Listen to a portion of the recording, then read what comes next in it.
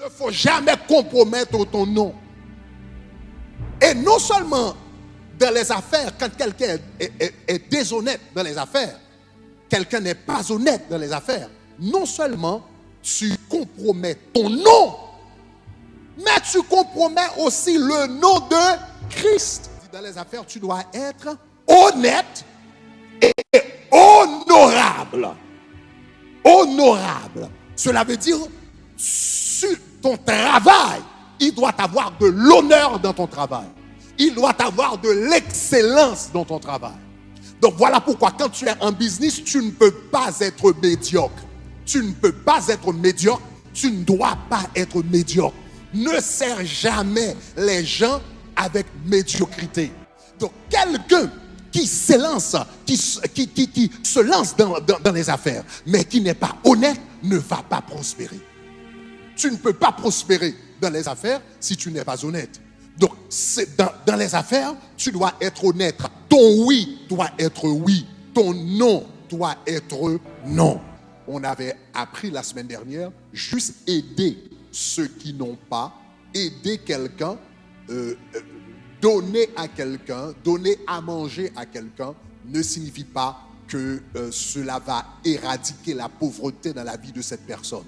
Donc l'apôtre Paul ou les apôtres de l'église primitive se sont rendus compte qu'il fallait quelque chose d'autre. Si ces gens allaient passer de l'insuffisance à l'abondance, il ne suffisait pas de leur donner du pain, parce que donner du pain à quelqu'un ne sort pas cette personne de la pauvreté. Donc les apôtres ont utilisé une autre stratégie. Donc ils ont commencé à encourager les gens à travailler. Disons travailler. Donc le travail, vraiment, donc c'est le travail. L'assistanat ne sort personne de la pauvreté. Donc je reprends. L'assistanat ne sort personne de la pauvreté. Donc, il se peut que quelqu'un ait une situation d'urgence et donc et voilà, et qu'on donne de l'aide à la personne parce que c'est urgent. Mais cela ne doit pas être un mode de vie, parce que si c'est un mode de vie, tu vas rester dans la pauvreté. Ce qui te fait sortir de la pauvreté, c'est d'abord le travail. Ça commence avec le travail. Donc voilà pourquoi l'apôtre Paul avait donné cet ordre clair que si quelqu'un ne travaille pas, ne veut pas travailler, qu'il ne mange pas non plus. Mais il y a quelque chose d'autre que les apôtres avaient encouragé dans l'église primitive. Et ça, c'est très, très important. C'est très, très important. Il y a quelque chose d'autre qu'ils avaient encouragé dans l'église primitive. Ils avaient encouragé non seulement le travail, mais ils avaient aussi encouragé les affaires. Disons les affaires. Donc, en anglais, on dit business. Donc, cela veut dire, donc on ne pense jamais, on ne pense pas à cela. L'église primitive avait encouragé non seulement le travail, mais également les affaires. Les affaires. Chers amis, il y a donc tout d'abord, je vous donne le texte. On va regarder de très près le texte. 1 Thessaloniciens chapitre 4, verset 10, verset 11, pardon. Et quand l'apôtre Paul a parlé du travail, donc, mais nous vous exhortons, frères, à abonder toujours plus dans cet amour, l'amour fraternel, nous en avons parlé, verset 11, et à mettre votre honneur à vivre tranquille, à vous occuper de vos propres affaires et à travailler de vos mains. À travailler de vos mains. Maintenant, c'est très important. Soulignez cette petite phrase ici, travailler de vos mains. Maintenant, pourquoi cela est important? Travailler de vos mains en ce temps ne signifiait pas seulement que c'était des travaux manuels, mais travailler de vos mains signifiait quelque chose d'autre. C'est non seulement travailler de vos propres mains, mais c'est également prendre votre propre responsabilité. Dans l'Antiquité, ceux qui travaillaient de leurs mains, on les appelait les artisans. Donc, je vous lis la citation d'un auteur, d'un expert du texte, qui a dit « Travailler de ses mains, ceux qui travaillaient de ses mains appartenaient à la classe des artisans. Ceux qui travaillaient de leurs mains appartenaient à la classe des artisans. Les artisans, c'était des personnes qui travaillaient généralement pour eux-mêmes, ou bien c'était des personnes qui travaillaient pour elles-mêmes. Donc c'était par exemple des charpentiers, c'était par exemple, je ne sais pas, c'était des peintres, c'était généralement, par exemple l'apôtre Paul, lui, c'était un artisan, c'était un faiseur de tentes. Généralement les artisans, c'était des personnes qui travaillaient de leurs mains, mais qui travaillaient pour elles-mêmes. Donc quand l'apôtre Paul disait, encourageait les chrétiens de l'église primitive à travailler de leurs mains, non seulement il encourageait le travail manuel, mais il encourageait également ces chrétiens à travailler pour eux-mêmes.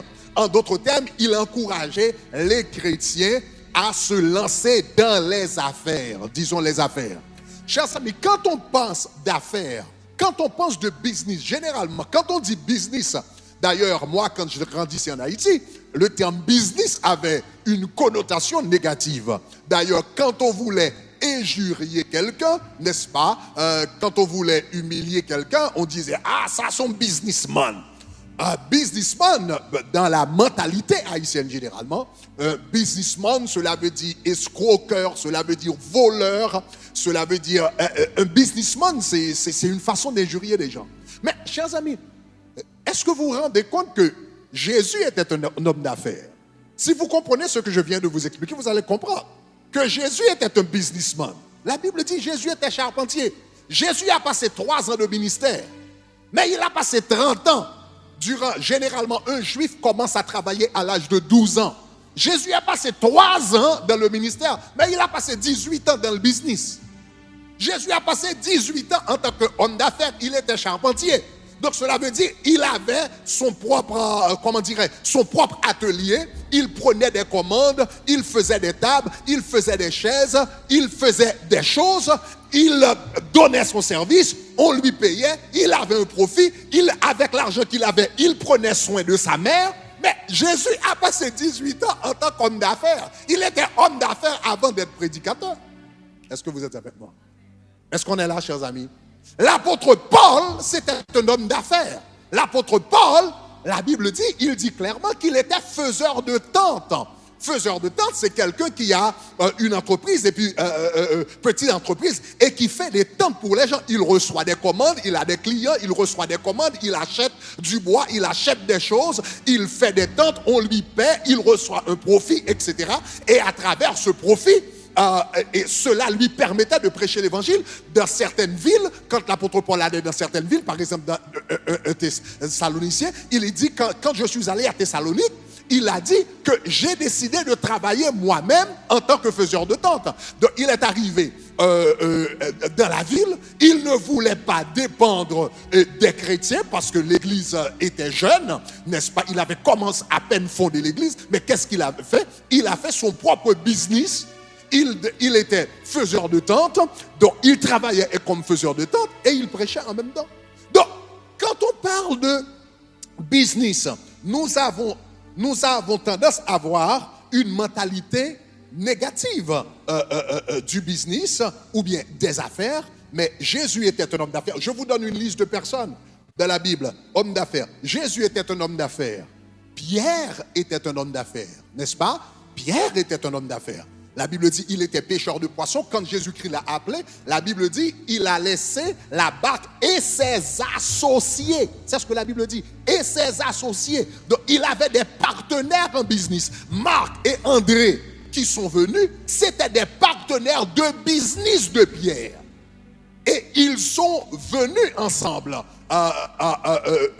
vers Jésus.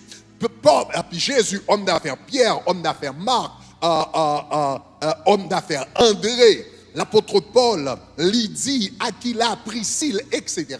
Donc on trouve cela. Donc quand l'apôtre Paul a décidé d'encourager les chrétiens à travailler de leurs propres mains, à avoir leurs petites entreprises, il encourageait non seulement le travail, mais il encourageait l'initiative financière également. Maintenant, donc, remarquez, je vous lis la citation d'un historien ici, ou bien historienne, c'est Christine Schenck qui parle de business. Généralement, les artisans dans l'Ancien Testament, ceux qui travaillaient de leurs mains étaient des artisans, et les artisans étaient généralement des propriétaires de petites entreprises. Donc, je vous lis une citation, est-ce que vous pouvez la trouver? Alors que ici, l'auteur explique, alors que la plupart des femmes chrétiennes étaient probablement des personnes nées libres ou affranchies, elles pouvaient acquérir, remarquez ce que ici l'auteur parle de l'église primitive, elle dit, elles pouvaient acquérir de la richesse, donc du statut, à travers quoi? À travers les petites entreprises, telles que le traitement de la laine. C'était par exemple ce genre de business que faisaient les chrétiens de l'église primitive. Le traitement de la laine, le commerce, la teinture de pourpre. La teinture de pourpre, c'était le business, c'était l'entreprise de Lydie. Donc Lydie, c'était une femme d'affaires que nous trouvons dans la Bible, dans le livre des Actes des Apôtres, qui aidait dans les implantations des églises. Mais elle était elle-même une femme d'affaires, n'est-ce pas, qui était impliquée dans la teinture de pourpre, le travail de cuir, la fabrication des tentes, qui était, l'apôtre Paul était impliqué dans la fabrication des tentes. Prisca, dans la Bible, une autre femme d'affaires, travaillait avec l'apôtre Paul dans la question de la fabrication des tentes. Donc, et le texte dit, et des activités similaires. Mais remarquez ce que le texte dit, le commencement, alors que la plupart des femmes chrétiennes étaient probablement nées libres et affranchies, elles pouvaient acquérir de la richesse. Donc, en d'autres termes, comment les femmes des personnes de l'église primitive, comme Prisca, comme Aquila, etc., non seulement ces gens travaillaient, mais ils travaillaient, ils avaient leurs propres entreprises, ils avaient leurs propres activités, etc. Ils travaillaient de leurs mains. Et parce qu'ils avaient leurs propres entreprises, leurs petites entreprises, eh bien, ces choses leur apportaient une grande richesse. Aux États-Unis, on vous dira que généralement, la richesse d'un pays se trouve, disons, la richesse d'un pays ou d'une communauté, généralement se trouve dans ce qu'on appelle les petites entreprises. Là, par exemple, aux États-Unis, la grande richesse des États-Unis ne se repose pas vraiment. On parle de, par exemple, Apple et Microsoft et Amazon, etc. Ce sont de grandes entreprises. Mais ces entreprises-là ne sont pas vraiment le moteur de l'économie américaine. Le moteur de l'économie américaine, ce sont les petites entreprises. Ce sont les entreprises de famille. Ce sont des personnes, n'est-ce pas, qui sont par exemple impliquées dans l'immobilier, les assurances, des personnes, je ne sais pas, etc., qui font de différentes activités. Ce sont les petites entreprises qui sont vraiment le moteur de la richesse. En Haïti, vous savez, en Haïti, la grande partie de la richesse, si vous éliminez par exemple ce qu'on appelle les bourgeois en Haïti, qui ont un monopole sur l'économie, mais quand vous éliminez cette petite classe qui constitue moins de 5%, tu veux savoir en Haïti qui a la grande richesse après les bourgeois? Qui sont les plus riches en Haïti? Ce sont les marchands. Moun k'ap vend marchand en Haïti. Madame Sarah, moun k'ap vend la ville. Quand l'on va chercher qui compte les richesses pays d'Haïti à profit des limites du bourgeois, ce ne sont pas les médecins, ce ne sont pas les avocats, ce ne sont pas les ingénieurs. Les plus riches en Haïti, ce sont les marchands. En d'autres termes, ils sont ou bien elles sont propriétaires de petites entreprises. Et c'est donc dans l'église primitive, les petites entreprises généraient de la richesse et même aujourd'hui, les petites entreprises continuent à générer de la richesse.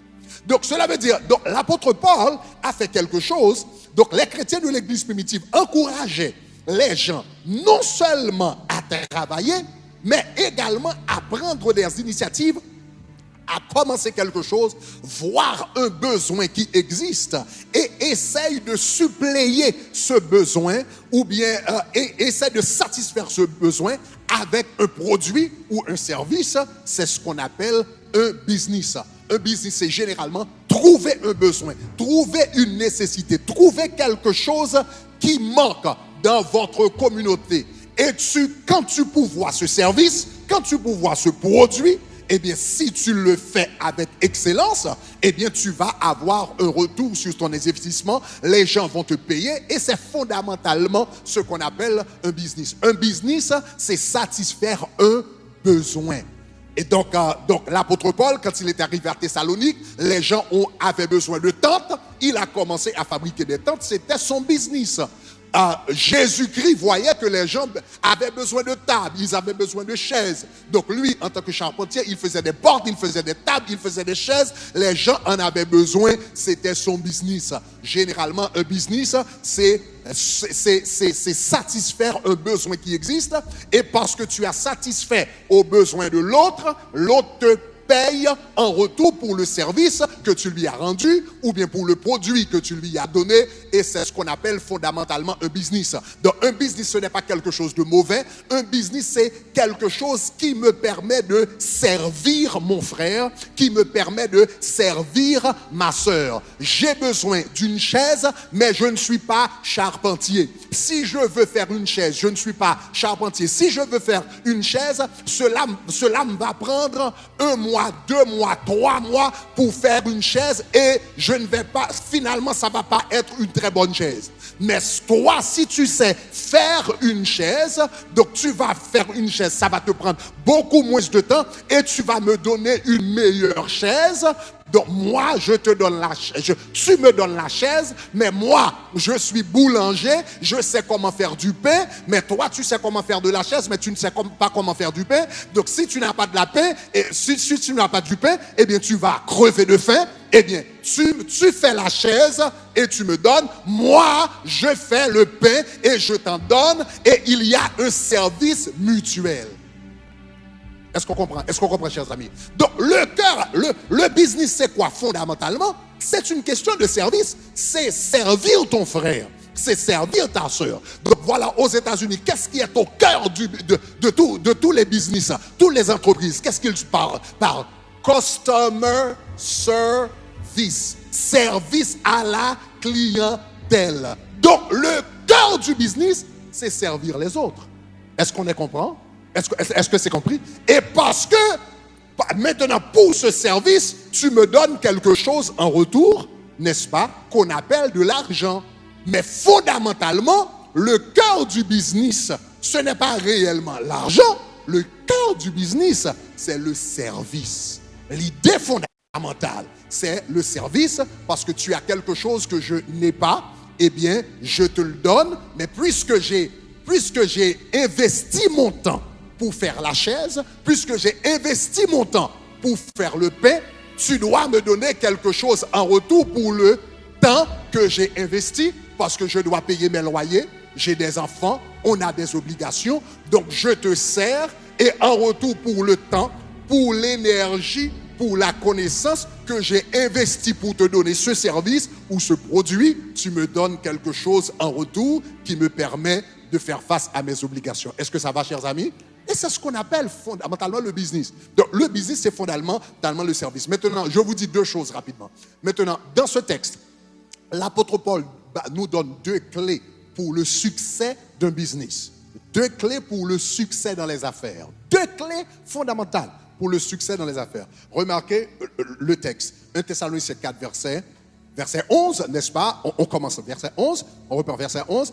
Il a dit à mettre votre honneur à vivre tranquille, à vous occuper de vos propres affaires, à travailler de vos mains, nous allons vous parler, comme nous l'avons recommandé. Maintenant, regardez le verset 12. La Bible dit, en sorte que vous vous conduisiez honnêtement. Première clé du business. Première clé pour avoir du succès dans les affaires. Que vous vous conduisiez honnêtement. La première clé, c'est l'honnêteté. Quand tu fais le business, tu dois être honnête. Tu dois être honnête. Donc malheureusement, on a beaucoup de personnes qui s'élancent dans le business, qui s'élancent dans les affaires, qui sont malhonnêtes, qui n'ont pas d'intégrité, qui n'ont pas de parole, qui ne respectent pas leurs promesses. Donc quelqu'un qui s'élance, qui se lance dans les affaires, mais qui n'est pas honnête, ne va pas prospérer. Tu ne peux pas prospérer dans les affaires si tu n'es pas honnête. Donc, dans les affaires, tu dois être honnête. Ton oui doit être oui. Ton non doit être non. Donc, si je te donne, je ne sais pas, je suis dans les affaires, je suis dans l'immobilier, real estate, et puis je te donne rendez-vous, eh bien, demain, on se rencontrera, je ne sais pas, à 8 heures, mais à 8 heures, tu dois te présenter. Donc, la personne était obligée de se rendre au travail, la personne n'est pas allée au travail, n'est pas allée au boulot pour avoir ce rendez-vous avec toi, et à 8 heures du matin, la personne t'appelle et tu es au lit. Mais tu vas être pauvre. Finalement, cette personne qui a raté une journée de travail pour te rencontrer, et toi, tu ne te présentes pas, la personne a raté la journée, la personne a raté le rendez-vous, et la personne a raté la journée de travail. Est-ce que tu penses que cette personne, eh bien, va te contacter une autre fois pour acheter une autre maison? Jamais. Donc, quelqu'un qui a une attitude comme ça, tes paroles, ton oui n'est pas un oui, et ton non n'est pas un non, mais finalement, tu vas être pauvre en business. Donc, tu as dit à la personne, je ne sais pas, je vais t'acheter cet iPad, n'est-ce pas? Il y aura, je ne sais pas, 20 gigabits de mémoire, etc. Et tu en as acheté un autre qui a 10. La personne t'a payé pour un iPad de mémoire de 20, et puis tu lui as donné 10. Eh bien, finalement, la personne a découvert après, eh bien, au lieu de 20, tu lui as donné 10. Est-ce que cette personne va te contacter une autre fois pour acheter un autre produit de toi? Non, parce que tu n'es pas honnête. Est-ce qu'on est d'accord, chers amis? Donc, chers amis, l'honnêteté, les affaires, sois honnête.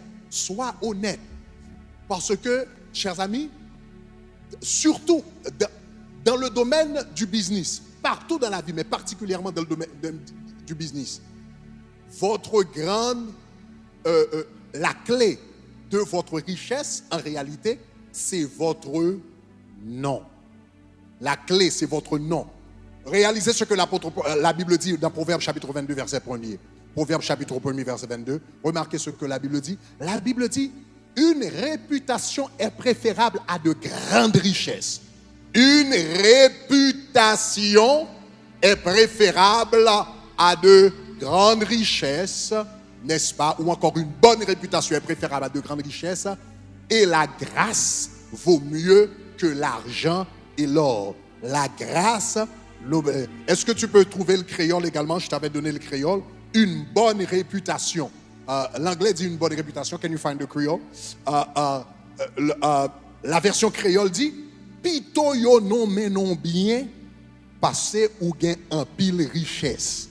Pito yo non menon bien, passé ou gain en pile richesse. Quand tu es dans les affaires, c'est mieux de perdre de l'argent momentanément pour sauver ton nom. Ton nom, ton nom, ton nom, ton nom, ton nom, ton nom. Il ne faut jamais compromettre ton nom. Et non seulement dans les affaires, quand quelqu'un est déshonnête dans les affaires, quelqu'un n'est pas honnête dans les affaires, non seulement tu compromets ton nom, mais tu compromets aussi le nom de Christ. Parce qu'on va dire, c'est un chrétien qui a fait ça. C'est un chrétien qui a volé mon argent. C'est un chrétien qui n'a pas gardé sa parole. C'est un membre de tabernacle de gloire. C'est quelqu'un de la famille Shekinah. Non seulement maintenant, tu attires, n'est-ce pas, du déshonneur, non seulement sur toi-même, mais sur ta communauté et sur le nom de Christ. Donc, dans les affaires, l'honnêteté, c'est très important. Mais il y a un autre aspect, parce que le mot grec utilisé ici, il signifie deux choses. Le mot grec signifie honnêteté et le mot grec signifie honneur. Honneur. Quelque chose qu'on peut présenter en public.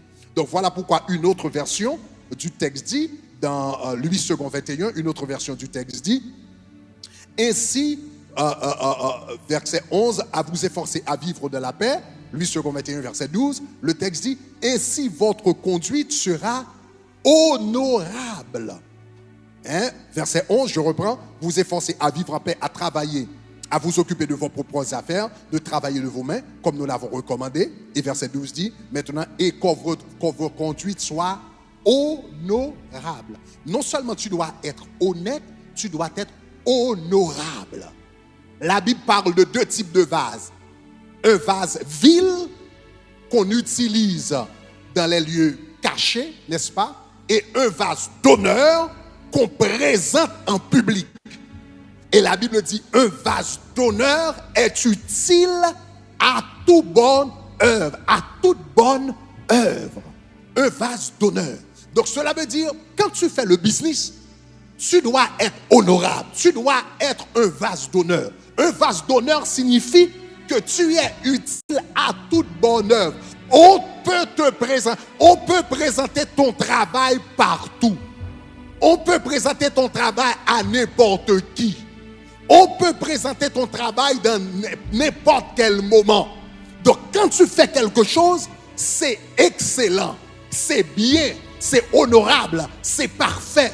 Donc la Bible parle de deux vases. Les vases vils qu'on utilise dans les choses de chaque jour et les vases d'honneur. Quand on a quand on a par exemple une cérémonie de mariage, quand on reçoit par exemple un dignitaire, quand on reçoit, n'est-ce pas, quand il y a occasion de fête, eh bien tu sors les assiettes. Dans la culture haïtienne, on avait tout au moins dans le passé cette tradition, n'est-ce pas? Il y a certaines assiettes qu'on n'utilisait pas tous les jours. Donc c'était des assiettes réservées. C'est ce qu'on appelle des ustensiles d'honneur. La Bible dit, quand tu fais le business, tu dois être honorable. Ce que ta vie, ce que tu es, ce que tu produis doit être honorable. Donc cela veut dire, si tu es, si tu es cuisinier par exemple, n'est-ce pas, et tu sais cuisiner, il faut qu'on dise, waouh, le président va venir ici, le président va venir à Miami. La meilleure personne qui puisse recevoir le président, la meilleure personne, et le président veut manger quelque chose, je ne sais pas, un plat haïtien, la meilleure personne qui puisse préparer ce plat pour le président, c'est un tel. Tu dois être un vase d'honneur. Est-ce qu'on est d'accord, chers amis? La Bible dit dans les affaires, tu dois être honnête et honorable. Honorable. Cela veut dire, sur ton travail, il doit avoir de l'honneur dans ton travail. Il doit avoir de l'excellence dans ton travail. Donc voilà pourquoi quand tu es en business, tu ne peux pas être médiocre. Tu ne peux pas être médiocre. Tu ne dois pas être médiocre. Ne sers jamais les gens avec médiocrité. Ne sers jamais les autres. Comme je vous avais dit, c'est préférable que tu fasses moins d'argent, mais que tu donnes un travail excellent. Moins d'argent, mais tu donnes un travail excellent. Tu perds de l'argent, mais tu gagnes une bonne réputation. Tu perds de l'argent, mais tu gagnes une bonne réputation. Et la Bible dit, une bonne réputation est préférable à de grandes richesses, parce qu'une bonne réputation peut produire de la richesse, mais la richesse ne peut pas produire une bonne réputation. Donc, vaut mieux que tu perdes un peu d'argent, mais tu as une bonne réputation dans les affaires. Donc, le texte nous donne deux clés pour le succès dans les affaires. Sois honnête, que ton oui soit oui et que non, non soit non. Sois honorable, sois excellent. La Bible dit, tout ce que tu trouves à faire, fais-le avec toutes les forces de ton âme. Donc, travaille avec toutes les forces de ton âme. Je dis souvent, si tu sais cuisiner, il faut qu'après avoir cuisiné, quand tu prépares un plat, le plat doit crier gloire. Est-ce qu'on est d'accord? Si tu prépares une jupe, la jupe doit crier gloire. Si tu écris un livre, le livre doit crier gloire. Est-ce qu'on est d'accord, chers amis? Donc, c'est ainsi que les chrétiens de l'Église primitive, je vous lis une dernière citation et on termine avec les chrétiens, c'est workmen. Remarquez ce que ça commence. Je vous lis cette dernière citation. Comment les chrétiens de l'Église primitive étaient devenus riches? Remarquez, vous voyez encore, le livre s'appelle Persécution dans l'Église primitive. Donc, on parle de l'Église primitive. Remarquez ce que l'historien dit. Les chrétiens étaient pas riches, extrêmement. Les chrétiens étaient extrêmement riches. Mais ça, on ne le mentionne jamais dans l'Église primitive. On nous dit que c'était des pauvres qui étaient persécutés, etc. Mais on ne mentionne jamais cela. Les chrétiens étaient extrêmement riches. Pourquoi étaient-ils riches? Est-ce que c'est parce qu'ils étaient des voleurs, des escroqueurs? Non. Le texte dit la sobriété. La sobriété veut dire la discipline, le respect, l'honnêteté. La sobriété et le caractère avaient produit le résultat inhabituel.